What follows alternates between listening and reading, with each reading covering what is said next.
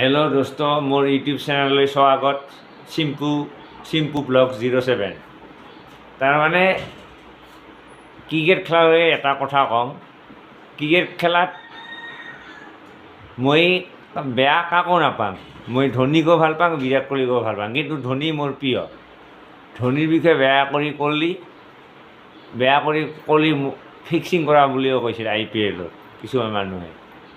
কোৱাৰ কাৰণে মোৰ ৰাগ উঠছে। অখন মোৰ গাৰ লোমো নহৰে যদি ধোনীৰ বিষয়ে কয় বেয়া কৰি কয়। কৈ থাকক, তাহাৰ লগত আমি বলে নোৱাৰোঁ না, পাব্লিক এইটো ক'বয়ে।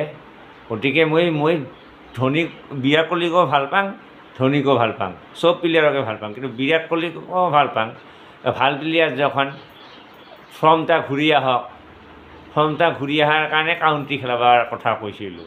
কাউণ্ট্ৰি একমাহমান ৰেষ্ট ল'লি, অলপ ৰেষ্টত লোৱাৰ পিছত সিয়াৰ ঠাণ্ডা হৈ মেথেন তেতিয়া ফৰ্মটা আহি যাব। সেইকাৰণে বেয়া ভাবি কোৱা নাই, মই ভাল ভাবিয়ে কৈছোঁ। বিৰাট কোহলিৰ ফ্ৰেণ্ডবোৰ বেয়া নাপাবা, মোক যাতে ছাবস্ক্ৰাইব কৰা, বেয়া নাপাবা। মই বেয়া ভাবি কোৱা নাই দেই।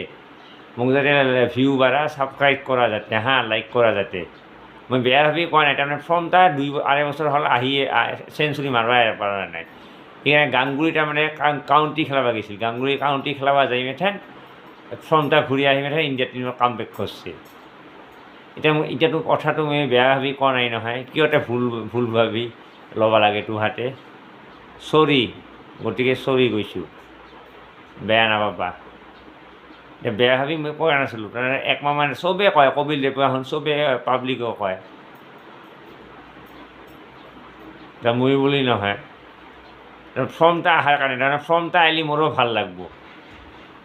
বৰ্তমান বাবাৰ আজমে পূৰা 100 মাৰি আছে না, বিৰাট কোহলিও মাৰক 100 কৰক, ভাল লাগব, মোৰো ভাল লাগব 100 কৰক। ভাল প্লেয়াৰ যখন, ইণ্ডিয়াৰ প্লেয়াৰ। আৰু মই বিৰাট কোহলিক ভাল পাওঁ, কিন্তু মোক ধোনীক যে কিছুমান মানুহে বেয়া পায়, সেইকাৰণে মই বিৰাট কোহলিক বেয়া পাব লগা হৈ যায়। সেইটাৰ কাৰণে অ'কে, এতিয়া বুজিছা ৰাইজসকল।